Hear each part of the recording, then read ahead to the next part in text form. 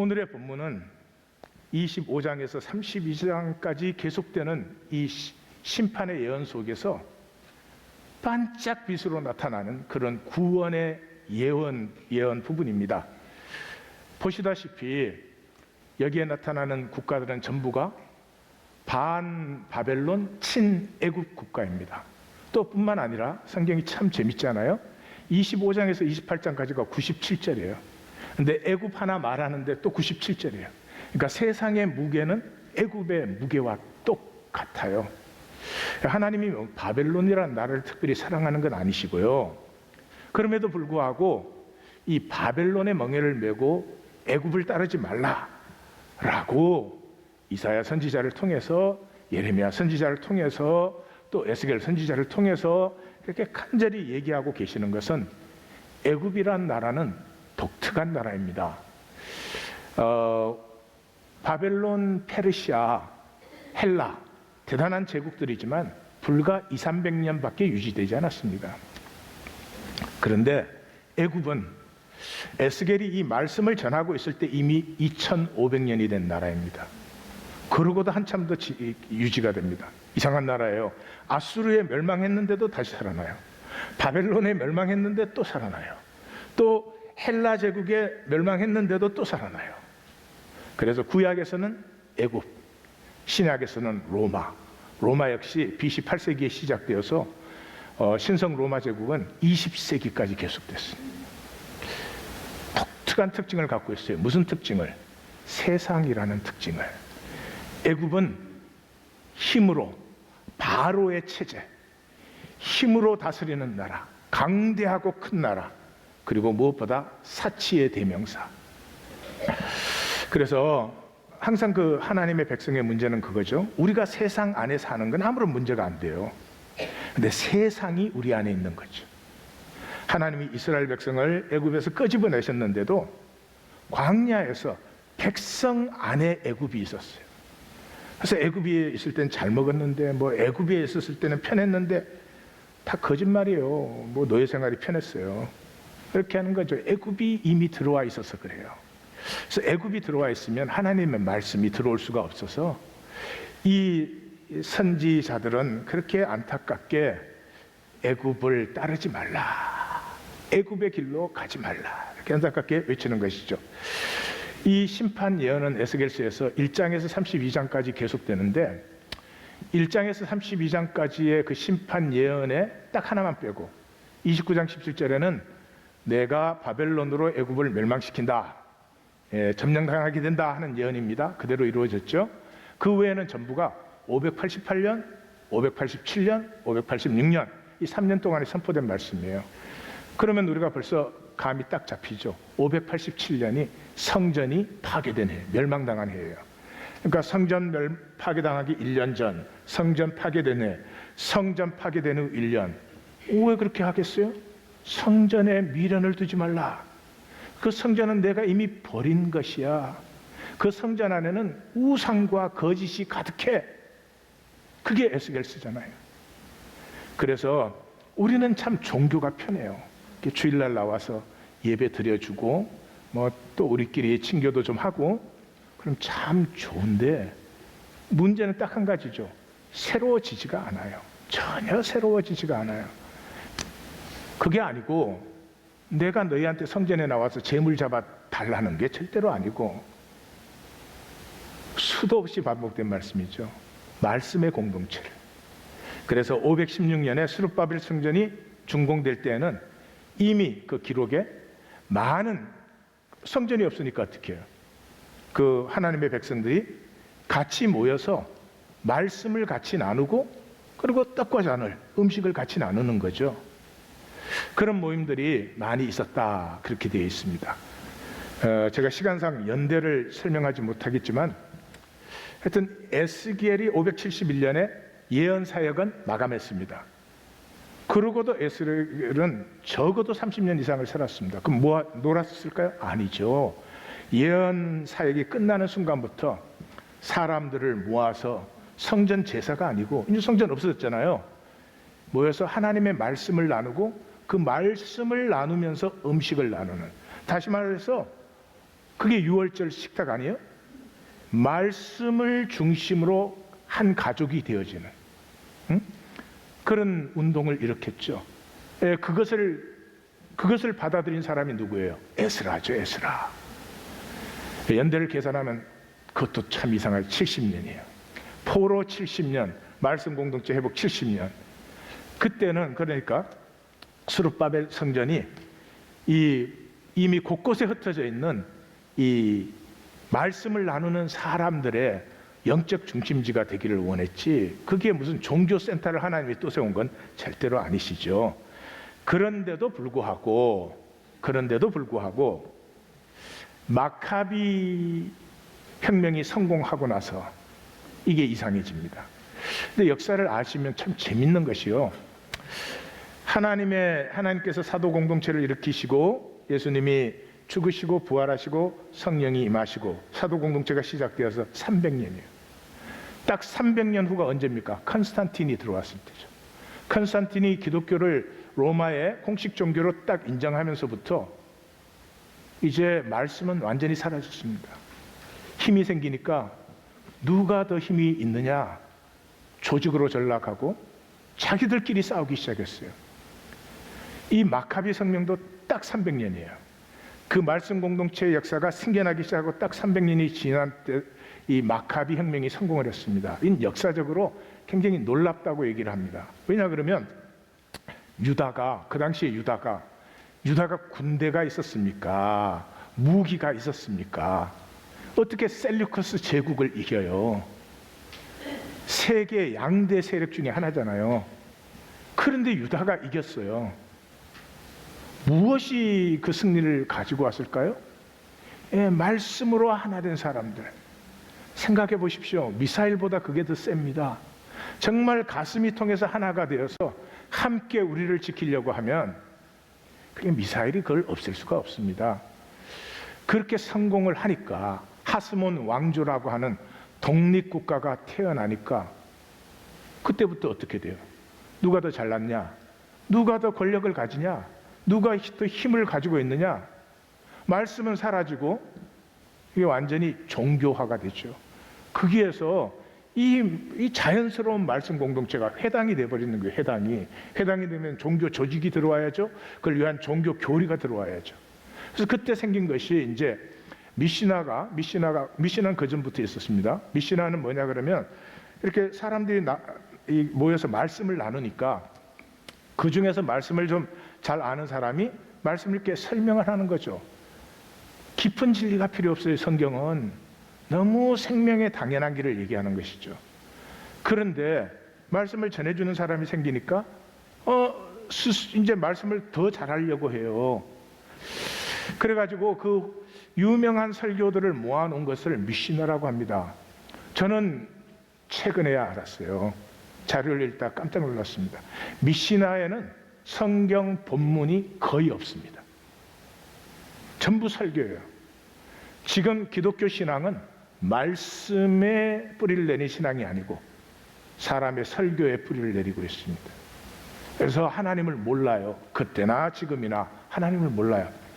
자, 그 다음에 이제 이 유대인을 7개 문서의 민족이다 그래요. 그래서 미시나를 보충하는 게 게마라고, 이 미시나와 게마를 합친 게 탈무드고, 이 탈무드에 이제 미드라시라고 하는 주석서가 들어오고, 이 신비주의가 있어서 아가다가 들어오고, 다 외우셨죠 이제? 그래서 최종으로 생긴 게 할라카예요. 할라카는 적용법이에요. 그래서 할라카는 뭐 이런 거예요. 안식일 날 49걸음 걸어가면 일이 아니야. 50걸음 걸으면 일한 거야. 율법을 어긴 거야. 나뭇가지를 끌고 가는 건 일이 아니야. 끌고 가다 침을 뱉었으면 일이야. 왜? 그 파진 홈에 씨가 떨어졌는데 침이 떨어져서 이게 싹이 날 수 있으니까. 여러분 웃죠? 우리 신앙생활은 많이 다를까요? 우리는 도대체 무엇을 중요하게 지키고 있고 무엇을 중요하지 않게 지키고 있을까요? 별로 다르지 않아요. 그 다음에 이제 조직이 들어오죠. 조직에 제일 먼저 들어온 건 서기관들이에요. 서기관은 뭐냐 그러면 성경을 필사하는 사람들이에요. 근데 필사하는 건 굉장히 힘듭니다. 왜냐 그러면 히브리어는 모음이 없어요. 그 다음에 띄어쓰기가 없어요. 그러니까 쫙 붙여서 써놓은 걸 그걸 따라서 써야 되니까 이게 뭐 보통 힘든 게 아니에요.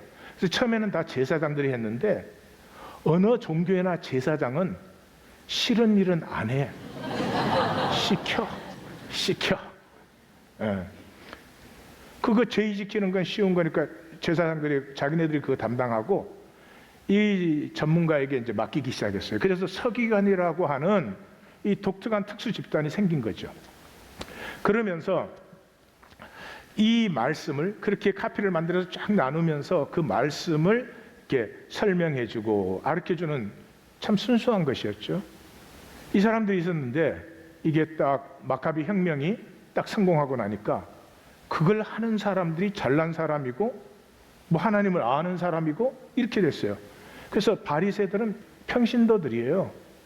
자, 그렇게 되면서 이제 독립이 됐으니까 이제 성전에서 제사를 지낼 수 있으니까 제사장과 귀족 계급들이 사두개 계급들이 나온 거죠. 예, 거기에서부터 이제 로마가 들어오면서 이제 그 시의원, 구의원, 위원회, 뭐 자문위원 이런 거, 그 헤롯 땅이에요, 헤롯 땅. 그런 것들이 꼴보기 싫어서 저 위선적인 것들. 그리고 광야에 나가서 종교적 수도원적 공동생활을 한 게 에센입니다. 이렇게 해서 그냥 삶을 나누던 사람들이 유월절을 기억하면서, 유월절 기억한다는 말은 우리는 하나님의 은혜로 출발된 사람들이야. 하나님이 없었으면 우리가 없는 거죠. 그걸 기억하고 그냥 삶을 같이 나눠요. 그럼 얼마나 순진하고 순수하고 그러겠어요. 이게 그냥 종교 생활이 되는 거죠. 종교. 교리를 알아야 돼. 이제는 서기관들과 바리새인들이 만든 교리를 알아야 되고 법칙과 절차를 지켜야 되고 이런 일들이 일어났습니다. 이 종교 생활의 특징은 나의 구원이에요. 나의 구원이라는 건 성경에는 없습니다. 구원이 생명이니까 생명은 다 연결되어 있어요. 아니, 세상의 모든 생명 다 죽으면 인간 생명만 살아있을 수 있을까요? 당연히 없죠. 그래서 성경은 분명하지 않아요? 삭개오 집에 들어갔을 때 오늘 구원이 이 집에 이르렀다. 이 집은 가족만이 아니고 그래서 일하는 하인들까지죠. 고넬료 집에 들어갔을 때 어떻게 했어요?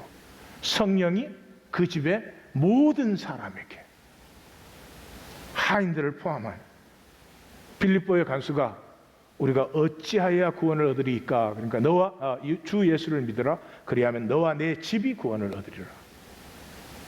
구원이 생명인데 어떻게 한 식구가 나는 구원받고 너는 구원 안 받았어? 그건 삶이 아니죠. 그건 뭐 교리를 안 되거나 종교 생활을 한다는 얘기겠죠. 자, 이런 것들이 여호와를 알지 못하는 길로 떠내려간 결과입니다. 그럼 우리는 어떻게 여호와를 알 수가 있을까? 하나님을 알 수 있을까? 자신의 악에 절망해야 됩니다. 악의 중력장, 제가 말을 그렇게 썼어요. 육체를 입고 이 땅에 있는 인간은 악의 차이가 없어요. 면제받은 사람 없어요. 학력이 높고 인격이 좋으면 악의 양이 줄어들었으면 좋겠어요. 그렇지 않습니다. 만유 인력과 똑같아요. 사회적인 내 형태와 구분, 교회 생활을 얼마나 했느냐, 교회 생활을 얼마나 열심히 하느냐, 그런 거 전혀 상관없어요. 육체를 벗는 순간까지는 악의 중력은 똑같습니다. 근데 기독교의 실수는 여기에 있습니다. 믿는다 그러면 구원받았다 해줘요. 그럼 구원받았으니까 이제 조금 더 선하게, 조금 더 의롭게 그런 걸 나타내야 되잖아요. 그 순간부터 악을 더 감추게 되는 거죠. 근데 악은 덮어지지 않습니다. 아무리 덮으셔도. 또 악을 그대로 두고 새로워지지 않습니다. 악을 두고라도 내가 좀 선하게 살고 열심히 노력하면 새로워지면 좋겠는데 악을 그대로 두고 새로워지지 않습니다. 결국 결과가 뭐예요? 불신이죠. 불신이죠. 피해자는 누구예요? 우리의 자녀들이에요. 제가 30년 목회자 자녀, 장로 권사 자녀 교회 생활 열심히 한 사람들의 자녀가 제일 믿기 힘들어요. 못 믿어요. 불신에 완전히 빠져 있어요. 왜요? 겉의 모양은 사람들에게 보이지만 아무리 감춰도 실제 모양은 삶에서는 나타나잖아요. 그 엄마, 아버지가 달라지지 않은 걸 알잖아요. 어떻게 믿어요? 우리 이 세대를 좀 불쌍히 여겨주십시오. 그들이 진리를 사랑할 수 있도록 좀 우리가 길이 되십시다. 그 사람은 이방인 기도밖에 없어요. 예? 무엇을 먹을까 마실까 입을까 나를 위한 기도, 나를 위한 주님의 기도 몰라요. 우리 아버지, 우리의 죄를 사하시고 우리를 절대로 몰라요. 그 열매는 종교생활이죠. 종교생활밖에 못해요. 그럼 예수님의 원수가 되는 거죠. 예수님 누구한테 죽었어요? 종교인들에게 죽었어요. 빌라도나 안 죽이려고 빠져나가려고 몸부림을 쳤어요. 그러나 종교인의 덫에 걸려서 예수님을 죽인 거 아니에요. 에스겔 전체가 뭡니까? 종교의 거짓과 악을, 그 위선을 고발하는 것이 선지서 전체고 특별히 에스겔서이죠. 신약에서는 마태복음 23장을 한번 읽어보십시오. 종교인들에게 하는 얘기입니다. 7번이나 저주를 받아라 그럽니다. 예수님이 시작이 어떻게 됩니까? 사람에게 보이려고. 왜 종교인들은 그런 위선적인 삶을 살까요? 사람에게 보이려고. 그래서 어떻게 됐어요? 핵심이 자기도 안 들어가고 하나님 나라를 남이 들어가는 것도 막아. 그래서 결론이 뭐예요? 아벨에서 사가랴까지의 모든 어려운 피가 너에게 돌아갈 것이다. 종교를 떠날 시간이고 떠나야 됩니다. 어떻게 하면 떠날 수 있을까? 하나님에게 찾으셔야 됩니다.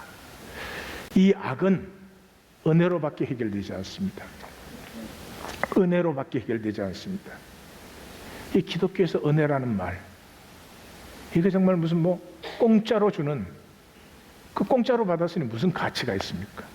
내가 받은 구원에 내가 가치를 못 느끼니까 구원의 열매가 자라날 수 없죠.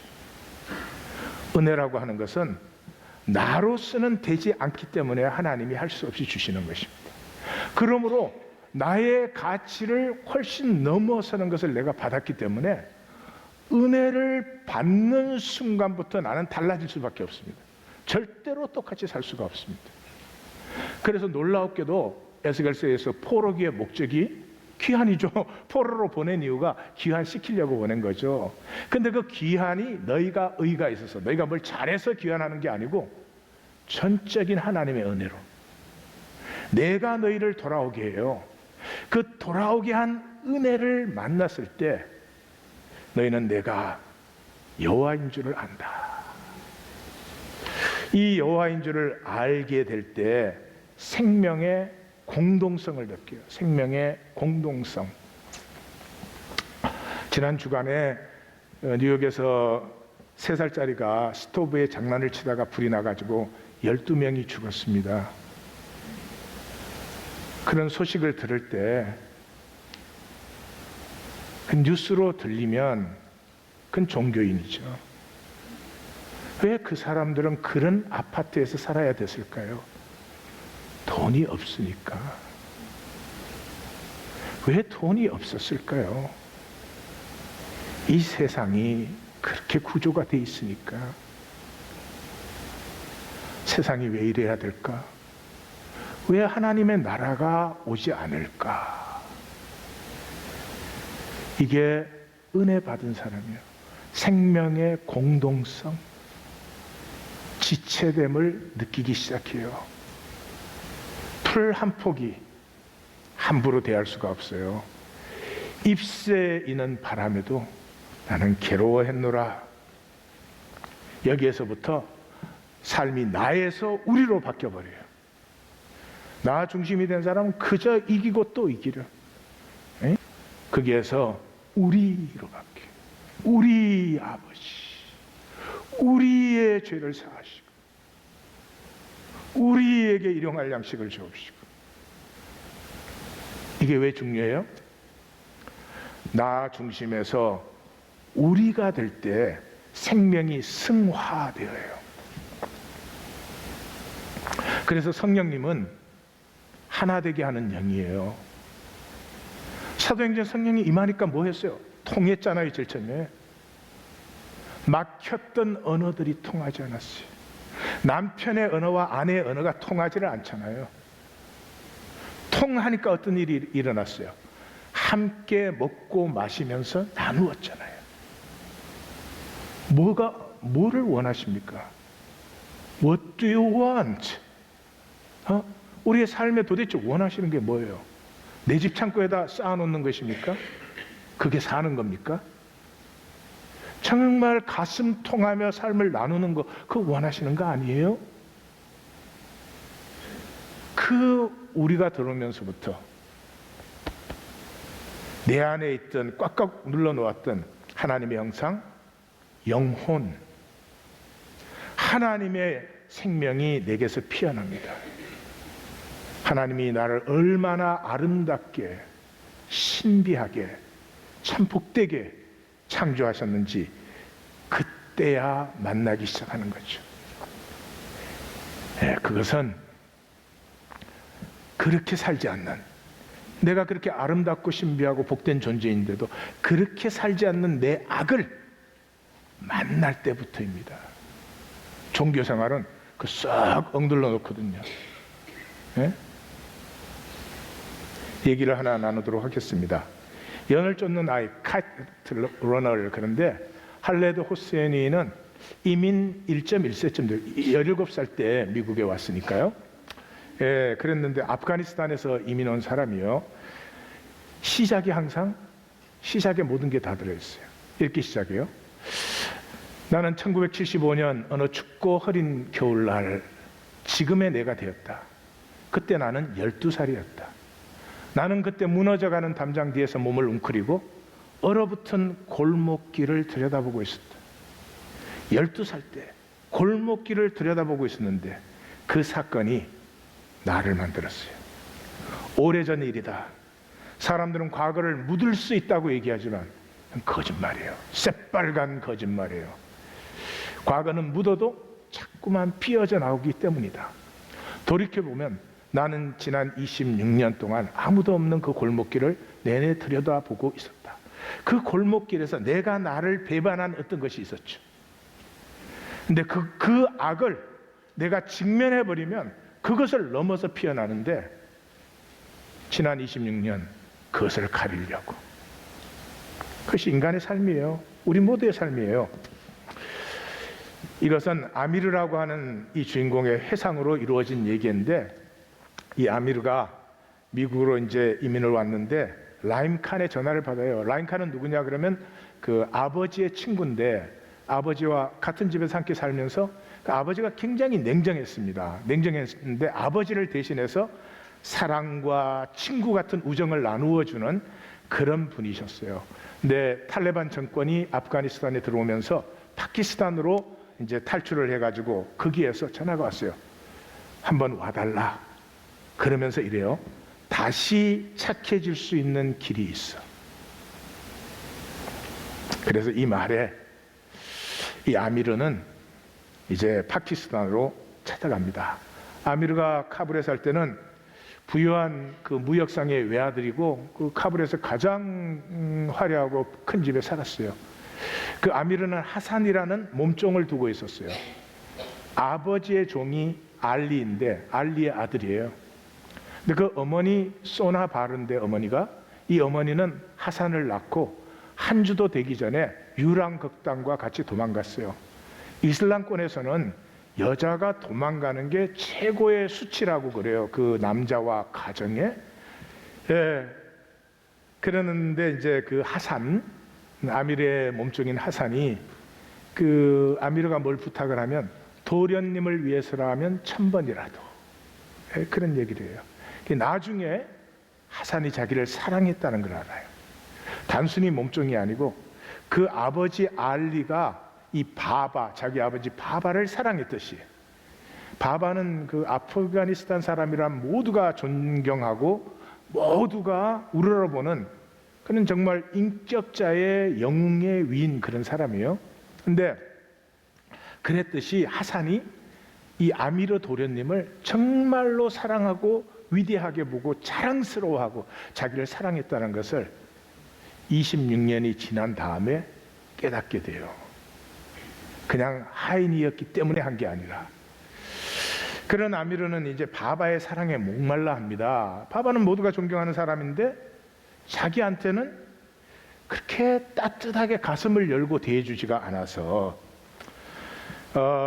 그러던 어느 날 막 그 군주제가 폐지되고 소련이 들어오기 직전 그 12살의 겨울에 연싸움이 있었는데 굉장히 큰 그 민족 행사예요. 그래서 그 연싸움에 나갔는데 그 아버지의 사랑을 그렇게 받고 싶어 하는데 아버지는 체육을 좋아해요. 그 아들이 체육을 잘하기를 원하는데 여기 아미르는 체육에는 별로야. 시와 소설을 좋아하고 그러는 거예요. 그러니까 항상 아버지한테 인정을 못 받지. 그 연싸움을 하려고 딱 하는데 2층 테라스에서 아버지가 막 지켜보면서 그 열렬한 응원에 근데 자기가 지면 실망하잖아. 그러니까 막 포기하고 싶은 마음이 팍 드는 거예요. 그때 하산이 그러는 거예요. 아미르 도련님, 괴물은 없고 화창한 날씨는 확실히 있어요. 그 한마디에 정말 마음의 그림자가 싹 없어지고 까짓거 하지 뭐 이런 생각이 딱 드는 거예요. 그래서 나중에 돌이켜보면 알지만 하산이 자기도 자기 마음을 모를 때 하산은 자기 마음을 언제나 알아줬어요. 그게 사랑이에요. 사랑이에요. 우리가 하나님 왜 몰라요? 사랑하지 않으니까. 간단하지 않아요? 종교는 갖고 있죠. 하나님이 제일 싫어하는. 근데 사랑은 없죠. 그 연싸움에서 모든 경쟁자를 물리치고 우승을 해요. 이제 이 아미르는 그 자기가 이긴 그 연을 탁 들고 가서 아버지한테 칭찬을 받고 싶은 거예요. 그래서 하산에게 저 푸른 연을 주워다 달라고 해요. 그 떨어진 연은 먼저 죽는 사람이 임자예요. 그러니까 그 하산이 도련님의 말씀이라면 1000번이라도 그러면서 막 뛰어가는 거예요. 근데 그렇게 해서 갔는데 이 하산이 돌아오지를 않는 거예요. 저녁 어둑해지는데. 그래서 하산을 차가 나갔더니 어떤 골목길에서 소리가 들려서 이렇게 보니까 하산이 아세프한테 잡혀 있는 거예요. 아세프는 그 동네 근달인데 그 아세프가 하산을 딱 잡고 있는 거예요. 그러면서 말할 때 그래요. 너 오늘 운 좋다. 연만 주면 보내줄게 그래요. 근데 하산은 이 연이 아미르에게 그 도련님에게 얼마나 중요한지를 알아요. 이 연을 딱 들고 전리품을 들고 아버지 앞에 가고 싶어하는 그 도련님의 마음을 알아요. 그래서 줄 수 없다 그래요. 우리 도련님의 연이라고 그래요. 그러니까 아세프가 그래요. 너는 심심할 때 데리고 노는 강아지야. 개도 너를 그렇게 생각할 것 같아? 그러니까 아니야, 우리는 친구야. 그렇게 소리를 지릅니다. 거기에서 연을 안 뺏기려고 폭력을 당하고 아세프에게 강간을 당합니다. 성폭행을 당해요. 근데 그 성폭행을 당해서 쓰러져 있을 때 그 얼굴을 아미르가 봅니다. 둘의 눈이 마주쳤는지는 모르겠어요. 그리고는 무서워서 자기는 집으로 도망와 버립니다. 자기 존재를 배반했어요. 근데 문제는 돌아오고 나서요. 하산을 볼 때마다 자기의 죄가 기억이 되는 거예요. 그래서 이 하산을 내보내기 위해서 아버지한테 다른 하인을 구하자 그래요. 그 아버지가 갑자기 경직되어서 아니야, 우리와 여기서 같이 사는 거야 그래요. 너무나 깜짝 놀랐어요. 그래서 이제 그건 안 되겠구나. 그래서 자기 시계하고 비싼 시계하고 그 돈을 하산의 그 담요 밑에다 집어넣어요. 그리고 훔쳤다고 누명을 씌워요. 그래서 딱 잡혀왔는데 그 바바가 하산에게 물어요. 내가 돈을 훔쳤느냐? 하산이 네 그래요. 그때 아미르의 마음이 무너져 내려요. 알지요? 자기를 위해서 그걸 시인하는 거죠. 그래서 알리와 하산은 울면서 누명을 쓰고 그 집에서 쫓겨나게 됩니다. 근데 그들이 나가고 나서 바바가 아미르한테 그러는 거예요. 내가 너를 용서하마. 그러니까 바바도 이미 안 거죠. 그러나 그 누명을 쓰고 쫓겨나간 그 알리와 하산은 결국은 탈레반한테 죽습니다. 쫓겨나지 않았으면 죽지는 않았을 거예요. 근데 일부러 죽으라고 쫓겨낸 건 아니지만 이제 죽게 되는 그런 결과가 나오게 되는데, 그래서 뭐 바바하고는 하산이 나가고 나니까 아버지하고는 친해졌어요. 저절로 같이 여행도 가고 그래요. 근데 아버지가 그 연싸움을 사람들한테 막 자랑할 때마다 자기는 하나도 좋지 않죠. 그러던 때 이제 탈레반이 들어오면서 이 미국으로 탈출을 합니다. 미국으로 탈출을 해서 여기서 17살 때 왔으니까 고등학교를 20살에 졸업을 하고, 그리고 커뮤니티 칼리지를 다니면서 거부였지만 뭐 재산을 갖고 나올 수가 없으니까 정말 가난하게 미국에서 살죠.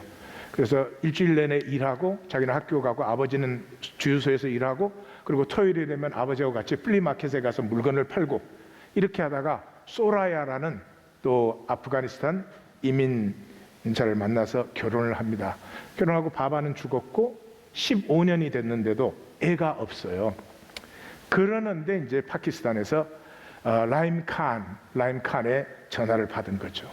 그래서 갔더니 그 핫산이 도련님에게 전해달라고 한 봉투를 줬는데 보니까 플로로이드 사진하고 그 핫산의 사진하고 그 다음에 편지가 들어있어요. 그 편지는 우리가 도련님과 만나서 옛날처럼 살 수 있으면 좋겠어요. 지금 아프가니스탄은 너무나 이상해졌어요. 뭐 그런 것을 쓰고, 자기 아들이 있는데 결혼을 해서 아들을 낳았는데 이름이 소랍인데 저와 같이 새총을 아주 잘 쓰고 걔는 읽을 줄도 알고 쓸 줄도 압니다. 그런 것이 들어있어요. 그러니까 이제 라임 칸이 그러는 거예요. 카불에 가서 저 소랍을 좀 데리고 와라. 그 고아원에 있는데 좀 데리고 와라 그래요. 그러니까 아미르가 막 펄쩍 뛰죠. 그 탈레반이 있는 아프가니스탄에 들어간다는 건 이제 죽으러 가는 거지. 그건 살아서 돌아올 수가 없는 거예요. 그래서 돈 주고 다른 사람을 시키지요. 그랬더니 라임 칸이 정색을 하면서 늙은이를 모욕하지 마. 그리고 이제 갔다 와서 그 라임 칸의 편지를 봤는데, 라임 칸은 그 아미르가 속죄의 길을 가게 하기 위해서, 그래서 소랍을 데리고 오라고 한 거예요. 그러면서 이제 얘기를 해주는데 비밀이 밝혀졌는데 보니까 하산이 자기 이복 동생이에요. 그러니까 소나바르가 그 아버지하고 그 자기를 낳으면서 자기 엄마가 죽었어요. 그래서 소나바르와 아버지 사이에 태어난 아이가 하산이에요. 그러니까 그 알리가 주인의 명예를 위해서 이슬람의 최고의 치욕을 다 뒤집어쓰고 소나바르는 딴 곳으로 보내고, 그 하산은 알리의 아들로 기른 거예요. 그때 모든 기억이 다 떠올라요. 하산의 생일을 항상 기억하던 아버지. 그리고 명절이고 뭐고 선물을 사줄 때 제일 섭섭했던 게 이거예요. 똑같이 사줘 항상. 나는 아들이니까 나만 좀 특별한 선물을 사주면 좋겠는데 항상 똑같이 사줘. 그 다음에 그 알리가 이제 은청인데 입술이 가운데가 찢어졌는데 그 수술을 하고 나서 붕대를 풀던 날 그렇게 환하게 웃던 바바가 그렇게 웃는 걸 자기는 본 적이 없어요. 그 다음에 그 누명을 쓰고 알리가 하산을 데리고 나갔을 때 자기 아버지 방에서 혼자 우는 아버지를 발견했어요. 바바가 운다는 건 상상도 못하던 일이었어요. 그리고 미국에서 고등학교 졸업할 때도 졸업식에서 그렇게 기뻐하면서도 아버지 입에서 자기도 모르게 하산도 여기에 있었더라면 그 말이 튀어나오는 거예요. 너무나 분명한데 자기는 그걸 하나도 못 보고 있었던 거죠. 그래서 소랍을 데리러 자기가 카불로 들어갑니다. 그 가서 보니까 이제 우유극절 그때 소랍이 있는 그 고아원에를 들어갔는데 아세프가, 그 하산을 성폭행했던 아세프가 이 소랍을 자기의 성적 놀이개로 삼고 그렇게 학대를 하고 있는 거예요. 그래가지고 자기가 그 아버지 하산 때 자기가 비겁했잖아요. 악은 항상 비겁으로 나타납니다. 비겁은 비겁이 아닙니다. 내 안에 있는 악이 항상 비겁으로 나타나는 것입니다. 그래서 이번에는 일부러 그런 건 아니지만 아세프하고 그냥 대번에 싸움이 붙어요. 상대가 안 되죠. 그러는데 그 소랍이 쇠구슬을 새총으로, 지금 그 아미르가 죽게 되어 있으니까 새총으로 아세프의 왼쪽 눈을 쏩니다. 그래서 애꾸가 되어버리죠. 그 자리에서 쓰러져서. 그래서 그냥 도망을 나왔는데 그 아미르는 완전히 혼절했죠. 어떻게 페샤와르까지 탈출을 해서 병원에서 이제 눈을 뜹니다. 깨게 돼요. 자, 그 병원에서 눈을 뜨니까 자기가 아프가니스탄에 갔다 오면 읽을 수 있도록 편지를 쓴 그 라임 칸의 편지를 읽게 됩니다.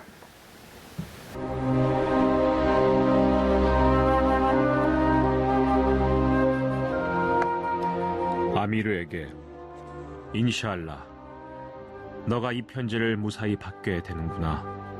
내가 너를 위험에 빠뜨리지 않았기를 바란다. 그리고 아프가니스탄이 너에게 너무 불친절하지 않았기를 빈다.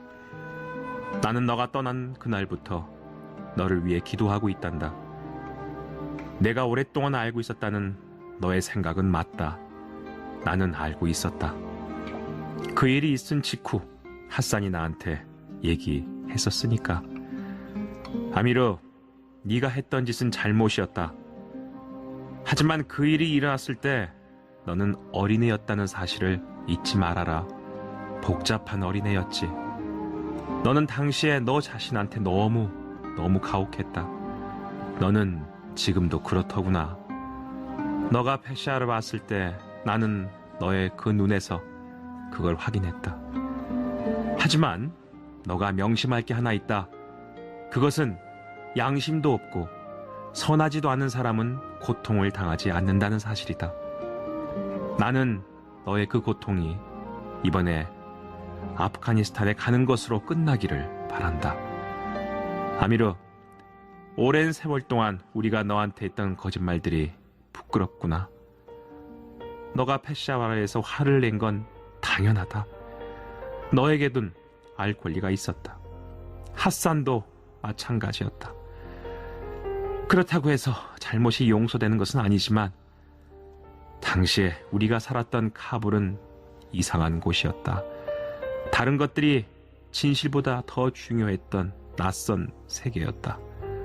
아미르, 나는 너가 어렸을 때 너 아버지가 너한테 얼마나 심하게 대했는지 알고 있다. 나는 너가 얼마나 고통스러워했고 그의 사랑을 얼마나 갈구했는지도 알고 있었다. 내 가슴이 찢어질 정도였다.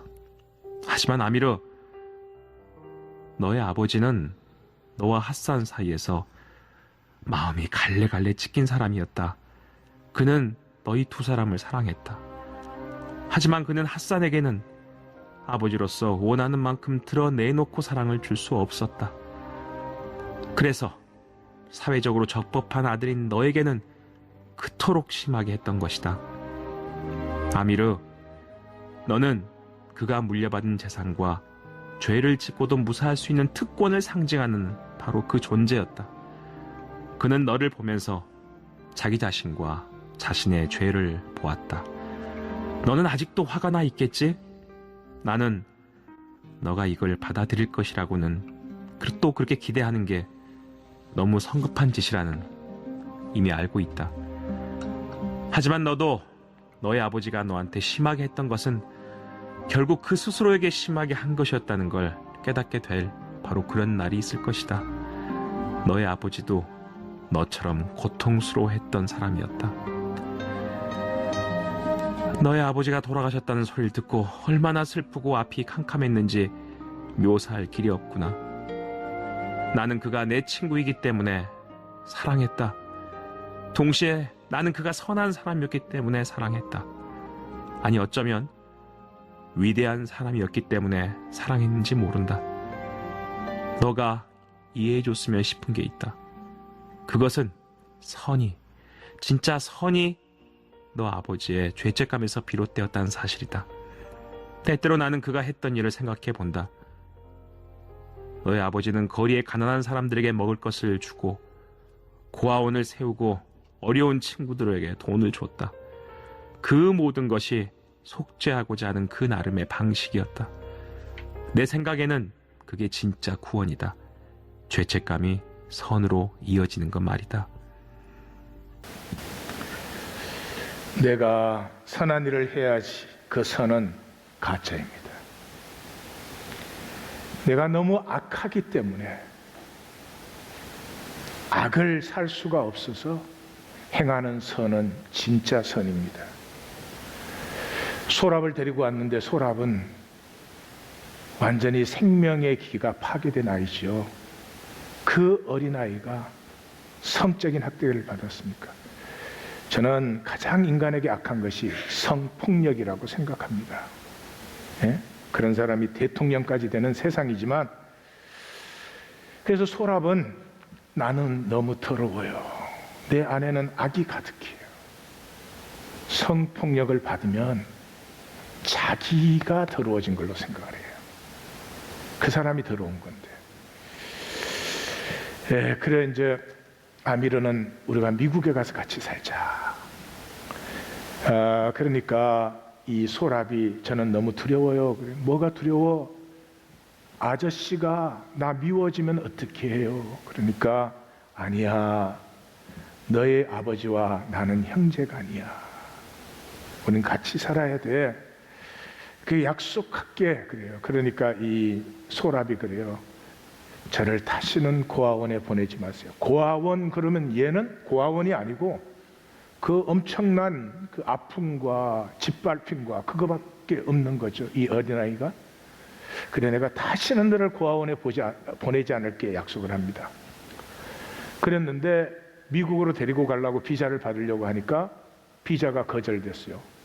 그래서 변호사가 그러는 거예요. 얘를 고아원에 잠깐만 보내놔라. 그러면 비자 받기가 더 쉽다는 거예요. 그래서 소랍한테 고아원에 잠깐만 가 있어라. 왜냐하면 우리한테 고아원이라는 건 뭐 그랬는데 그렇게 하고는 깜빡 잠이 들었는데 전화가 와요. 미국에서 소라야 아내한테서 그냥 미국으로 데리고 오면 여기서 처리하는 게 더 쉬우니까 걱정하지 말고 데리고 와라. 그 전화를 받는데 목욕탕에 불이 써져 있어서 목욕하는구나 그랬어요. 그래서 전화를 끊고 기쁜 소식을 전해주려고 고아원 안 가도 돼 가보니까 거기에서 손목을 잘라서 애가 죽어가고 있어요. 막 울부짖어요. 울부짖고 하여튼 뭐 그 구급차가 와서 이제 병원에 갖다 놓고 막 병원 아무 데서나 막 기도를 하는 거예요. 우리 소랍만 살려주시면 제가 모든 걸 다 하겠습니다. 그래서 뭐 하나님과의 모든 약속을 지키겠습니다. 선하게 살겠습니다만 난리가 나는 거죠. 예. 나는 바바가 틀렸다는 걸 이제 안다. 하느님은 있다. 늘 있었다. 나는 하느님을 여기에서 본다. 복도에 있는 사람들의 필사적인 눈에서 하느님을 본다. 이곳이 하느님의 진짜 집이다. 다이아몬드처럼 빛나는 빛과 높은 첨탑이 있는 흰 사원이 아니라 바로 이곳이 하느님을 잃어버린 사람들이 하느님을 찾는 곳이다. 하느님은 있다. 그리고 있어야 한다. 이제 나는 기도할 것이다. 내가 그분을 그간 소홀히 했던 걸 용서해달라고 기도할 것이다. 내가 배반을 했고 거짓말을 했으며 죄를 짓고도 아무 벌도 받지 않았으며 필요할 때만 하느님을 찾는 걸 용서해달라고 기도할 것이다. 하느님이 내 소원을 딱 한 가지만 들어주시면 이 모든 걸 행하고 오늘부터 날마다 하느님을 생각하겠습니다. 제 손은 핫산의 피로 오염돼 있습니다. 하느님, 이 손을 그의 아들의 피로 오염되지 않게 하소서. 이게 저의 유일한 소원입니다. 네, 소랍은 다행히 죽지 않고 깨어납니다. 깨어난 이 아이는 말을 잃어버립니다. 말을 아예 안 하는 건 아닌데 그냥 피곤해요. 저를 그냥 버려두었더라면 겨우 그 한마디 하는 거예요. 그러니까 안타까워서 무엇을 원하니 내가 해줄게. 그러니까 제가 원하는 건 옛날로 돌아가고 싶어요. 우리 모두의 소원이죠. 순수했던 시절. 아직 꿈이 있었던 시절, 이런 사회의 한 부속품으로 확정되어 버리지 않은 시절, 너무나 후회스러운 사건들을 지나오기 전, 이 작가는 이슬람이기 때문에 목표가 옛날로 돌아가는 것에서 끝납니다. 근데 성경은 그러죠. 돌아갈 필요가 없다는 거죠. 그 아픔을 지나서 우리의 진정한 숭고함이 피어난다고 하는 것이죠. 그 문제는 좀 성경이 조금 훨씬 더 깊은 진실을 보여주고 있어요. 자, 하나 더 듣겠습니다. 나는 인생에서 후회할 만한 일들을 많이 했다. 하지만 너한테 했던 약속을 지키지 못한 것보다 더 후회스러운 건 없는 것 같구나.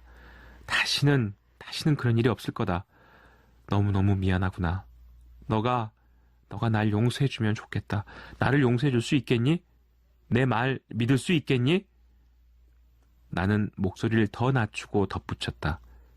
나하고 같이 가줄래? 그의 답변을 기다리는 동안 난 오래전 겨울에 있었던 일을 떠올렸다.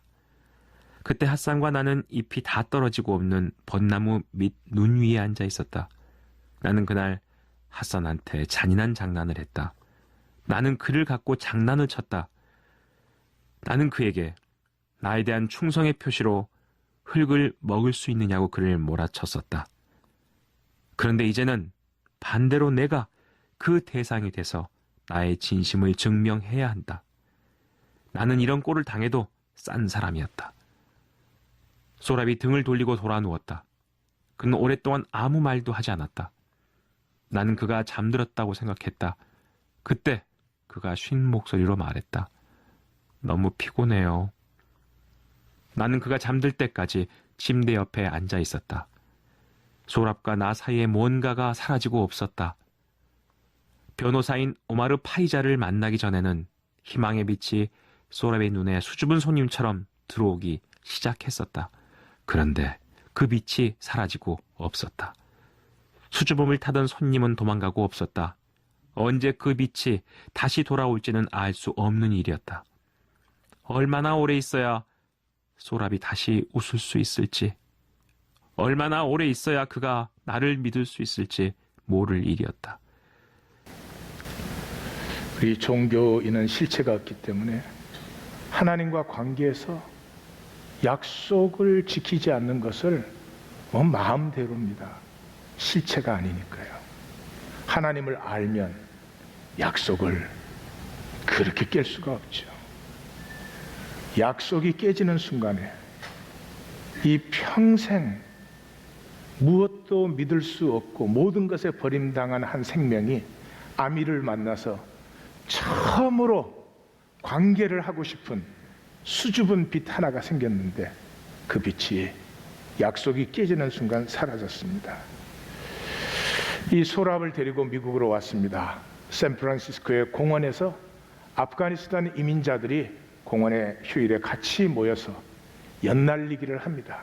그 연날리기를 하는데 그 아프가니스탄 카불에서 하던 연날리기와 기억이 얽혀들기 시작합니다. 그때 녹색연이 바로 우리 위로 떠올랐다. 나는 소랍을 보고 나서 연을 쳐다보았다. 저 연이 공격을 하려고 한다. 이때다. 녹색연이 머뭇거리며 자리를 잡더니 빠르게 내려왔다. 온다. 나는 완벽하게 해냈다. 그렇게 오랜 세월이 흘렀음에도 불구하고 치고 빠지는 기술을 완벽하게 해낸 것이었다. 나는 줄을 느슨하게 해서 급강하하며 녹색연을 피했다. 그리고 연줄을 여러 번에 걸쳐 옆으로 당기자 연이 시계 반대 방향으로 반원을 그리며 위로 올라갔다. 갑자기 우리 연이 위로 올라간 것이었다. 녹색연이 당황해서 올라오려고 했다. 그러나 이미 때는 늦었다. 핫산이 써먹던 기술이 이미 먹혀든 상태였다. 나는 줄을 힘차게 당겨 녹색연을 공격했다. 우리 연줄이 상대방의 연줄을 자르는 게 느껴지는 것 같았다. 그렇게 해서 녹색연이 떨어져 나갔다. 연이 빙글빙글 돌며 떨어지고 있었다. 우리 뒤에서 사람들이 환호하는 소리가 들렸다. 휘파람 소리와 박수 소리가 터져 나왔다. 나는 숨을 헐떡였다. 이런 환희를 내가 마지막으로 느낀 건 1975년의 겨울이었다. 그때 마지막 남은 연을 잘라내고 돌아보니 바바가 우리 집 옥상에서 환하게 웃으며 박수를 치고 있었다. 나는 소랍을 내려다보았다. 한쪽 입가가 약간 올라가 있었다. 미소, 한쪽으로 처진 없는 듯한 그러나 분명히 있는. 우리 뒤에서 아이들이 함성을 지르며 달려가고 있었다. 그들은 줄이 끊어져 나무들 위로 떠내려가는 연을 쫓아 달려가고 있었다. 나는 눈을 깜박였다. 미소는 이제 사라지고 없었다. 하지만 미소는 분명히 거기에 있었다.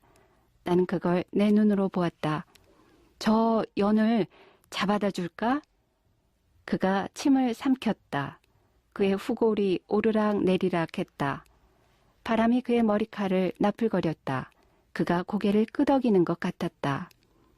너를 위해서라면 1000번이라도.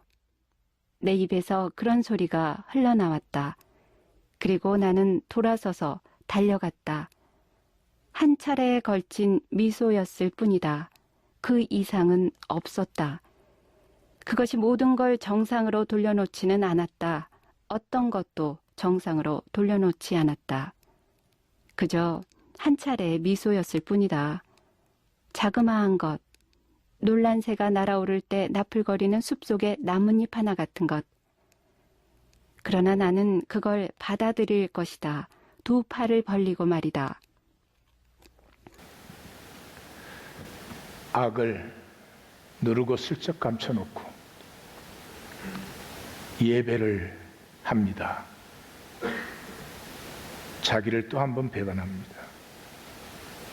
악을 감춘 채로 선을 행하기도 합니다. 멋진 말을 하기도 합니다. 무슨 소용이 있습니까? 우리의 영혼의 새로움은 내가 내 악을 기꺼이 직면할 때, 기꺼이 직면하고 그 직면 때문에 무언가가 시작될 때, 그것이 아무것도 바꾸지 않는다 할지라도 그 속에는 하나님의 새로움이 피어나는 것입니다. 우리 기독교는 썩고 있습니다. 보혈은 마술 지우개가 아닙니다. 믿습니다 그러면 내가 지은 죄악이 싹 없어지는 것 아닙니다. 보혈의 능력은 나의 죄악을 내가 직면할 수 있는 용기를 주는 것입니다. 그 사랑 때문에 내가 내 악을 직면하면서 이상하죠. 새로움이 피어납니다. 여러분, 예배를 드리십니까? 하나님을 위해서. 하나님을 위해서 무슨 예배를 드리십니까? 찬양을 하십니까? 하나님을 높이기 위해서. 정말로요. 여러분, 기도하십니까? 하나님의 나라를 위해서. 거짓말입니다. 이제는 더 이상 믿지 마십시오. 왜 예배 드립니까? 내가 너무 악해서 예배 드립니다. 왜 찬양합니까? 내가 너무 악해서 찬양하는 것입니다. 왜 기도합니까? 내가 너무 악해서. 하나님의 이름을 부르지 않는 순간이면 너무나 무섭게 거짓이 되는, 너무나 뻔뻔스럽게 악해지는,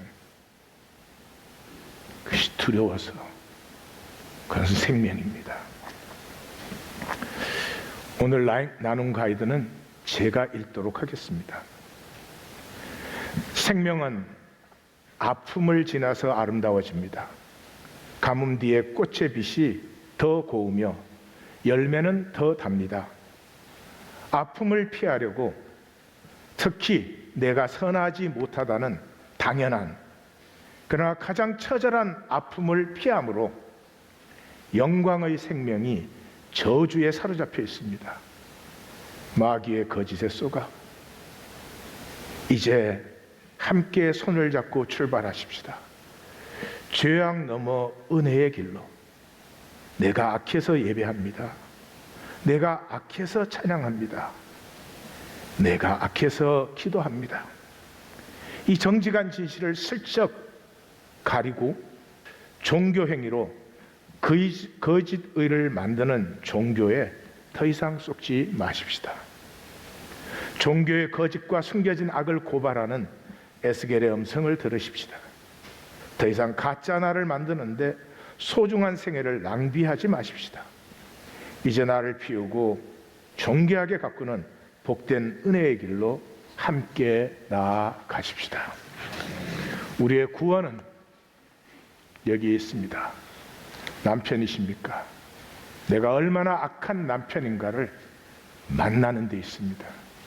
아내이십니까? 마찬가지입니다. 성도이십니까? 우리가 얼마나 악한 성도입니까? 그것을 인정하지 않은 채 어떻게 새로움을 구할 수가 있는 것입니까? 오늘로서 이 종교의 헛된 시간은 끝났습니다. 종교의 헛된 시간은 끝났습니다. 하나님의 새 마디를 받으십시다.